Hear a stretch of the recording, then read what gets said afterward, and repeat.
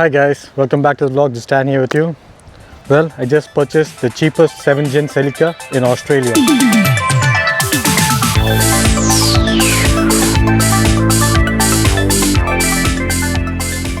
It is in running condition and there's a reason why it is cheap. I got it at an auction. So let me explain more about this car. So this is actually the 7th gen Celica. It looks amazing. Exterior wise it's alright. It's just like I can give it 6 out of 10. The paint quality isn't great. You can see some chips over here. There are some scratches here on the body. But apart from that, it's alright for the price I got it at. The coupe design actually looks pretty aggressive. This is a front wheel drive car. The 3rd gen Celicas were the last rear wheel drive cars. Think of it as a Mini Cooper or a Golf GTI. There's paint fade here, there's paint fade on the side here. There's clear coat peel on the spoiler.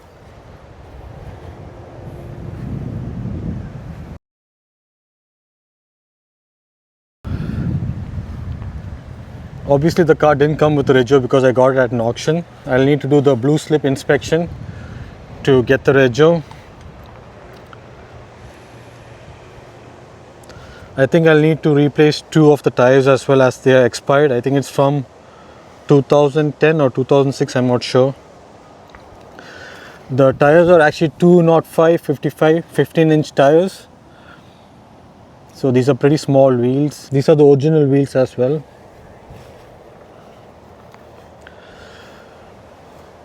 But the car looks simply amazing. It looks stunning.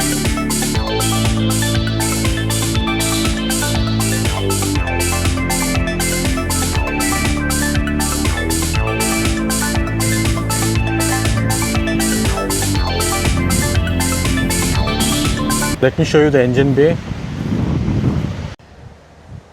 Yeah guys, so this 7th gen Celica actually has the 187 bhp and 180 Newton meter torque engine. It's a 2ZZ GE engine. It's a pretty reliable engine, but it did have some issues in the earlier years. Like this 7th generation was from 2000 to 2006. 2006 was the last year that this Celica was made. And the common issues with this engine was that the head bolt used to snap off from here. And that only was up to the 2002 model year cars where the head bolt used to snap off, but after that they revised the head bolt design so it did not snap off after that.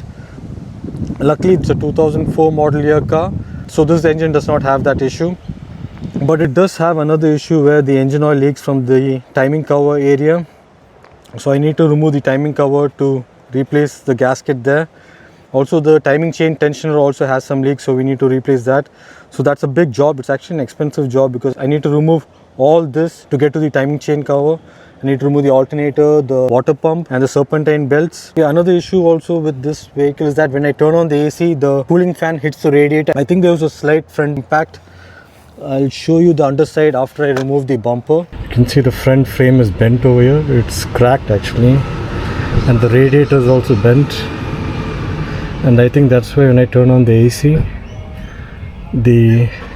AC's cooling fan hits the radiator, and that's why the noise. I can change the radiator, that's not an issue. The major issue is inside here. If you go further back, there's engine oil leaking from behind.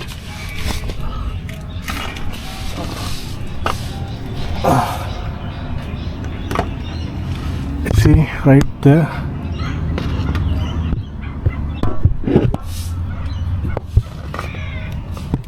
The engine oil is actually leaking from somewhere above.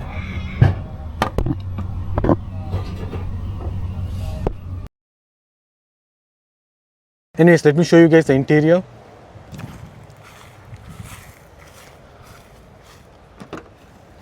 Interior is damn cool actually. As soon as you get in the car, you fall into the seat. And look at the interiors, it's so immaculate.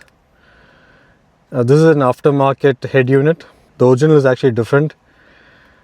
Oh, this reminds me of the 80s and 90s cars. The steering actually feels pretty hard. I think the feedback is very good. So the window controls for this car is actually right here. These are the two window controls. This car has actually done 191,000 kilometers. Obviously, it's not a big deal for a Toyota, but it's still a lot, and this is a sports car, so obviously it has been abused. So that might be an issue. But the car actually drives pretty good. There's no other issue, only the fan issue and the oil leaking issue, which I do need to fix it. If I take it to a shop, it's actually pretty expensive, so I'm actually going to try fixing it. I cannot drive this car on the road because it does not have a rego, but I can drive it in my own driveway. That's not an issue. So that's the back space. Not much, but kids can sit behind. Not much space. That's the glove box deep inside. And compartment here to hold your sunglasses. Even the engine is smooth when you start it. I'll just start the engine for you. So smooth.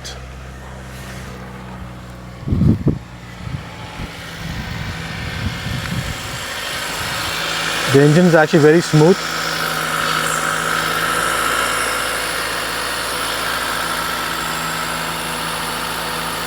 The car also comes with an owner's manual and partial service history, and that is one issue with this car. It does not come with the complete service history. The last service history was done at 2019 at 135,000 kilometers, and that is when the timing chain, water pump, rocker cover gasket, all that was replaced. But that doesn't mean anything, it could fail again. And after that, it has done 191,000 kilometers, so that's not saying much about the service history of this car. So that's another reason why I got this car cheap, I guess. The truth was, I was actually looking at buying an Audi A5 at the auction, but that was a complete disaster. That car had some coolant and engine oil mixed in the engine, so that was a total failure.